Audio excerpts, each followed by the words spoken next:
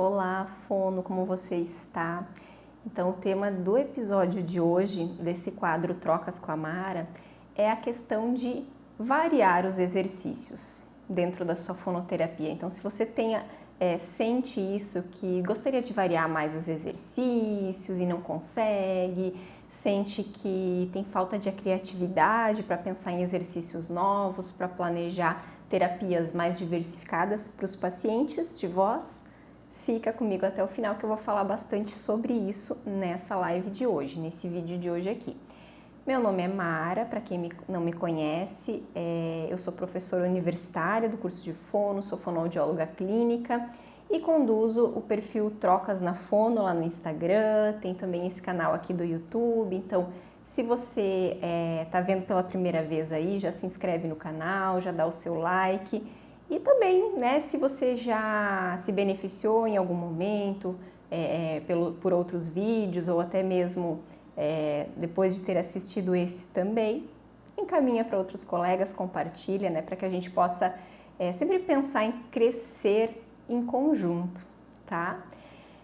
Vamos lá, então, vamos conversar um pouquinho sobre esse tema e primeiro eu quero conversar com vocês sobre o porquê que eu resolvi trazer esse tema para conversar com vocês. Como vocês sabem, eu sempre pego sugestões, então eu tenho muitos contatos com os alunos e aí eu vejo muito as perguntas que eles me fazem, né? As perguntas que seguidamente acontecem, aí eu vou falando, essa pergunta aí é algo que tem bastante gente perguntando.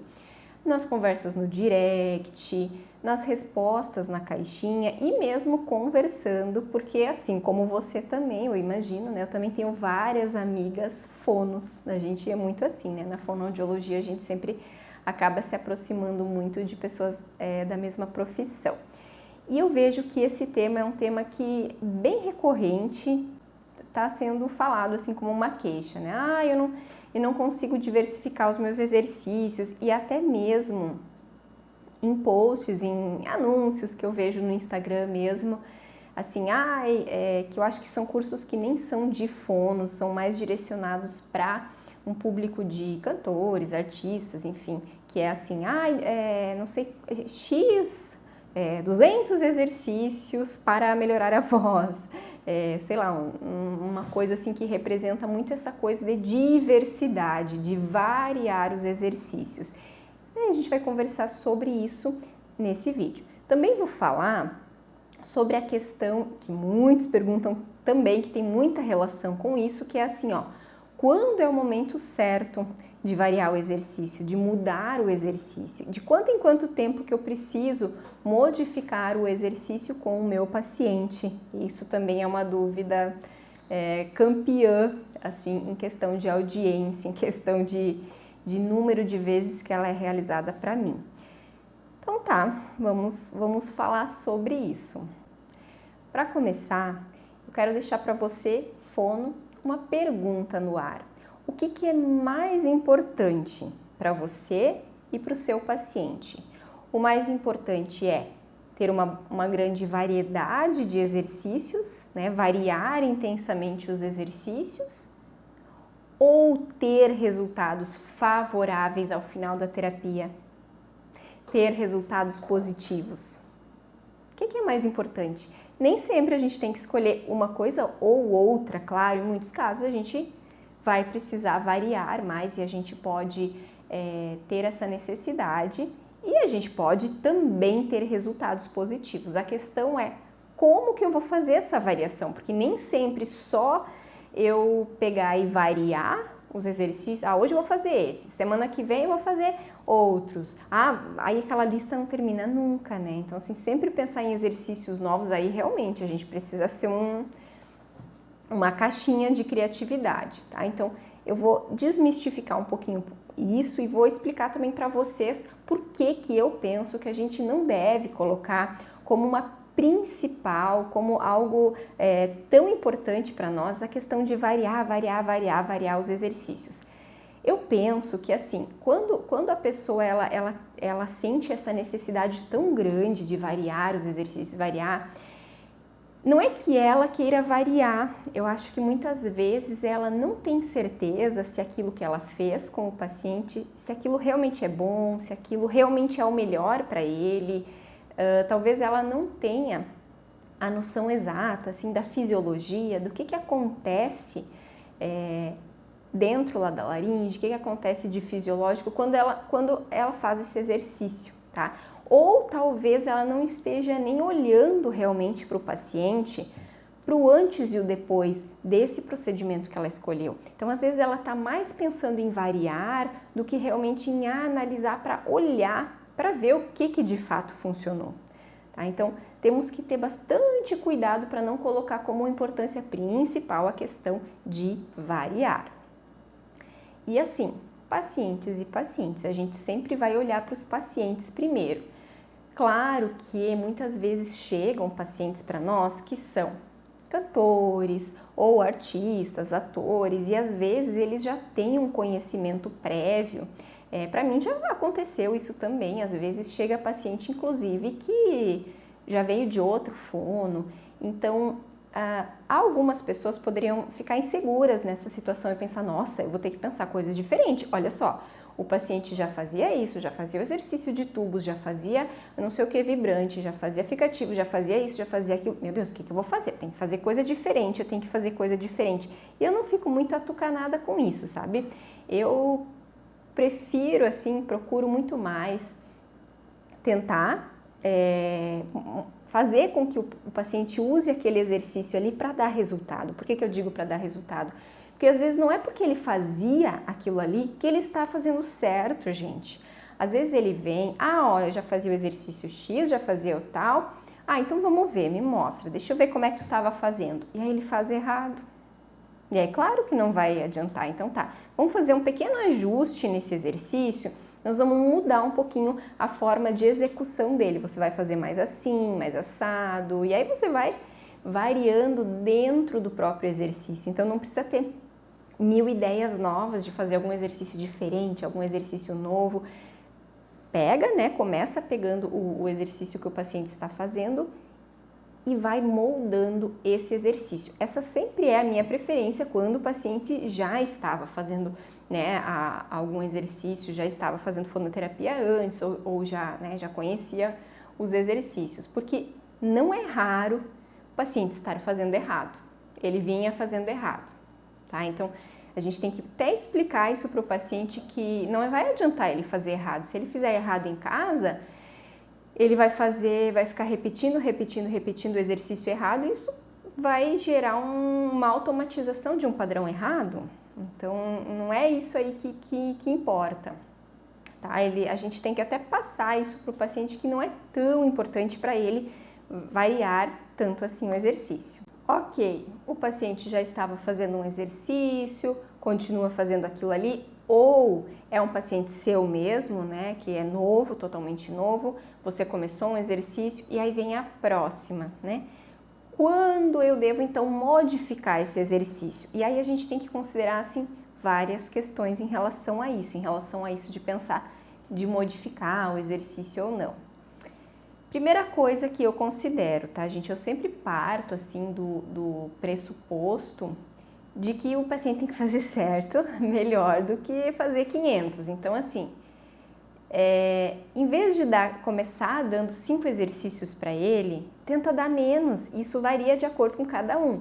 Um paciente, ontem, por exemplo, atendi uma senhora com Parkinson, já com uma idade avançada.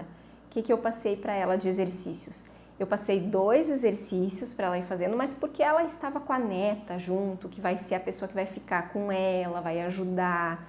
Se fosse só passar para ela, se ela estivesse, por exemplo, sozinha ou não tivesse alguém que ficasse com ela assim diariamente, eu teria passado um só, tá? Porque para mim muito mais importante é o resultado e eu ter a certeza, eu ter essa segurança de que, esse exercício que eu passei, ele é bom o suficiente, ele é indicado para o caso dessa paciente e ele sozinho ele já vai ser muito bom, ele já vai propiciar um resultado bem importante que eu quero, tá?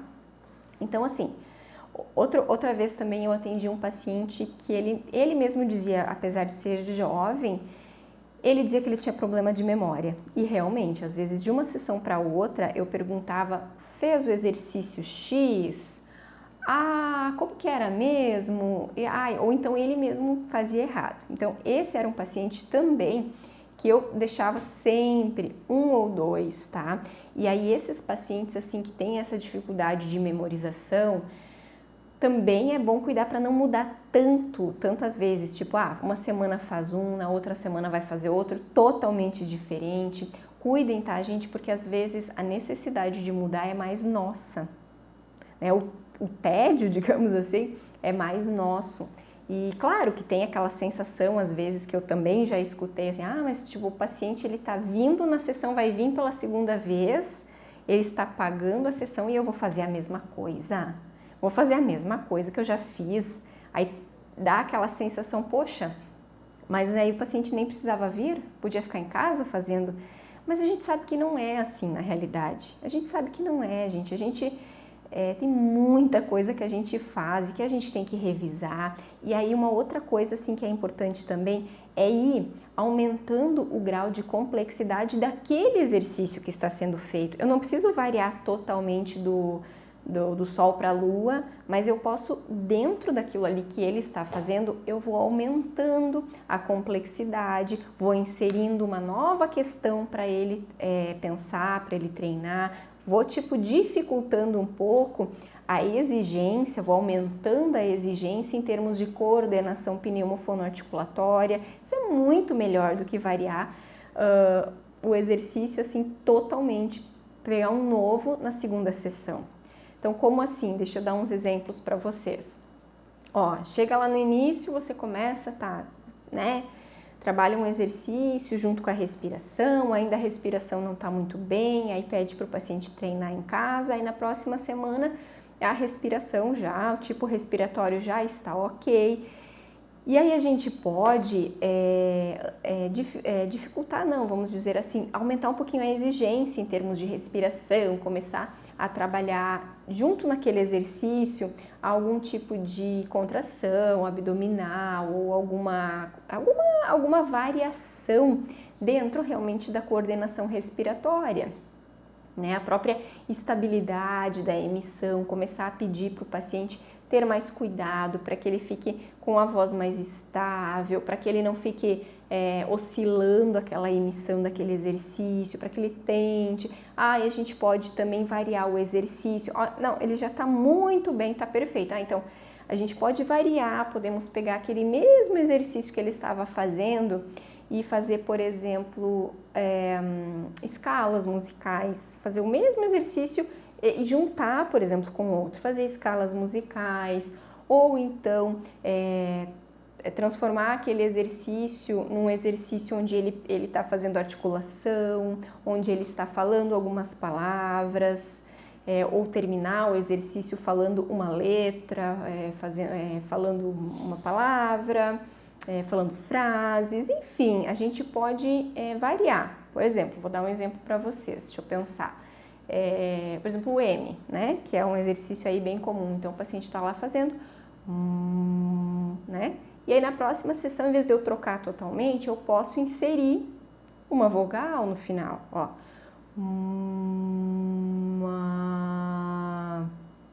Por quê? Para ele começar a usar, né, para ele dar aquele passo de começar a usar o ajuste do exercício para um som ali que temos na fala, né? Porque eu sempre digo, não é automático o paciente passar os ajustes do exercício para a fala, tá? Então, isso é uma opção que dá para fazer. E assim, a gente tem essa opção, né, de variar dentro dos mesmos exercícios. Mas o paciente não gostou, teve um exercício que ele não gostou. Pois então, troca aquele exercício que ele não gostou, troca. Lembra que a tua prioridade é que o paciente faça. A tua prioridade não é que ele faça só durante a sessão com você, né? A menos que você atenda ele todo dia. Mas se você atender uma vez por semana, 2 vezes por semana, a tua prioridade é que o paciente faça em casa. Então, se for um exercício que ele não tenha gostado, por mais que seja um exercício muito bom, muito indicado para ele, se ele não fizer, é um ponto a menos, né? Vamos dizer assim, na pontuação geral de resultado, vai ser um ponto a menos. Então, não é bom. E aí troca. Por isso que é bom a gente ter o conhecimento dos exercícios realmente, assim, ter o conhecimento bem aprofundado sobre a fisiologia dos exercícios, porque daí vai ser fácil. Ou às vezes ele pode achar um exercício difícil, às vezes você trouxe um exercício e ele não conseguiu fazer, então da mesma forma, na hora a gente vai ter que pensar num exercício para modificar, então você não vai fazer esse, vai fazer outro. Tá? E aí na hora a gente já tem que pensar, por isso que é bom até no plano sempre já colocar dois assim semelhantes, né? Se ele não conseguir esse, eu vou fazer esse, tá? E aí assim a gente vai indo conforme o ritmo dele. Se ele, até a gente na hora de pensar nos exercícios, eu também costumo fazer isso, costumo pensar se é um exercício muito difícil. Dei o exemplo do nasal, e aí eu lembrei do estágio também do semestre passado. Então, por exemplo, a gente tem muitas variações dentro do nasal. Pode até alguém me dizer, olha, eu tenho uma lista de 200 exercícios, né? Mas com certeza dentro desses 200 vai ter vários que, na verdade, eles são o mesmo exercício, apenas com variações, tá?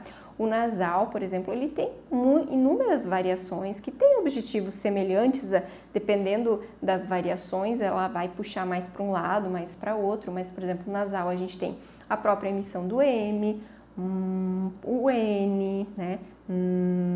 Aí a gente tem o estalo de língua associado ao som nasal, e assim vai, né? E aí temos o mastigatório também, temos o humming. O mastigatório, então, ele é basicamente o paciente fazer o M ao mesmo tempo que ele mastiga.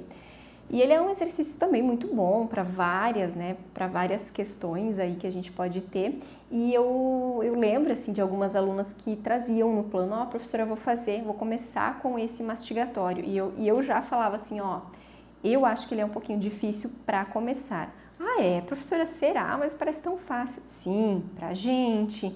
Para o paciente, que é um paciente disfônico, é um paciente que não tem nada de boa coordenação pneumofonoarticulatória, é um paciente que não sabe respirar direito, né? Ele não tem um bom ajuste vocal, não tem uma boa ressonância, para ele é muita coisa para mudar. Então, começa com um exercício tipo sem variação, né? Começa com um M e aí vê. Se o paciente foi bem, até na própria sessão já evolui esse mesmo exercício para um mastigatório, por exemplo. Mas se ele não for bem, deixa primeiro o simplesinho, primeiro o gesto básico e depois começa a inserir as variações. É assim que eu penso, tá? É assim que eu vou vendo e também considerando a demanda realmente do paciente, a demanda no sentido de aquilo que a gente percebe nele, aquilo que a gente vê, né, se ele tem condições ou não, tá? E às vezes também o paciente, ele se sente mal quando ele não faz correto a técnica, quando ele tenta fazer e não faz assim. Então a gente tem que cuidar para também não começar direto passando um exercício mais complicado, um exercício que ele tem que ter maior controle, porque senão ele não vai conseguir, a gente vai ter que ficar corrigindo demais e ele vai ficar, né, com a autoestima ruim, vai achar que ele é que é ruim, que ele é que não sabe. Então detalhes assim que a gente tem que cuidar também com a questão emocional do paciente, tá? Então é basicamente dessa maneira que eu penso. Mas aí, de novo, quando que eu troco, né? Quando então que eu devo trocar? Vamos pensar assim, Quando a gente fala de exercício vocal, nós estamos falando de condicionamento muscular, tanto respiratório, como um condicionamento da musculatura laríngea, da musculatura intrínseca e extrínseca também, né, que a gente trabalha, condicionamento da musculatura do trato vocal, condicionamento muscular e também nós estamos falando de mucosa, não só a gente não trabalha só com o músculo, a gente trabalha com a mucosa das pregas vocais também. Se não fosse a mucosa, o nosso trabalho ele seria até bastante semelhante ao que se faz no exercício físico, porque embora os músculos que a gente trabalhe de laringe, eles sejam músculos bem menores, né, que o músculo da perna, o músculo do braço, eles têm o mesmo tipo, né, muscular, eles têm características muito semelhantes. Então, por isso que muita coisa a gente faz, até inclusive parecido com a academia, séries de X repetições, repouso de X tempo, 3, 4 séries, 5 séries, e aí a gente vai variando essa questão, né, do número de séries pensando na questão muscular. Tá? Mas a gente sempre tem que lembrar da mucosa, então assim, não podemos pensar só na parte muscular, isso diferencia um pouquinho também a nossa atuação. A gente muitas vezes está lidando com lesões de mucosa, né? Então a gente tem que pensar no condicionamento muscular, mas também não podemos exagerar aí nesse atrito de mucosa, então por isso que a gente sempre tem que ponderar. Quando a gente pensa na questão muscular, se eu ficar muito tempo fazendo o mesmo exercício, exatamente igual, esse exercício ele vai parar de ser desafiador para o músculo e aí ele vai ter a tendência de não fazer mais um efeito tão positivo. Quem faz academia, quem faz exercício físico já sabe disso. Então, de tempos em tempos não se diz, troquei meu treino. Eu não, né? Porque eu não tô fazendo academia no momento, mas quem faz fala, troquei meu treino e agora voltei a sentir dor. Tava tudo bem e agora voltou a sentir dor muscular mesmo, por causa da fadiga, enfim. Então, o que é esse sentir dor no exercício físico? É a questão de o exercício estar fazendo efeito. Então, a gente nunca pode, pensando só na questão muscular, né? Ficar fazendo sempre o mesmo exercício por conta disso, tá? Então, de tempos em tempos é importante a gente trocar, mas daí a gente vai sentindo, né? Já tô algumas semanas fazendo exercício X, realmente o paciente, a gente já vê que ele já tá mais enjoado daquele, ou não, ou às vezes ele tá adorando, já tá conseguindo fazer super bem aquele exercício e quer ficar, mas a gente troca um pouco, né? A gente fala, então essa semana nós vamos trocar, tá? Não precisa fazer o exercício X, vamos passar para os outros. Isso é outro detalhe importante, tá, gente? Terminou a sessão, tem que falar para o paciente o que ele tem que fazer, né?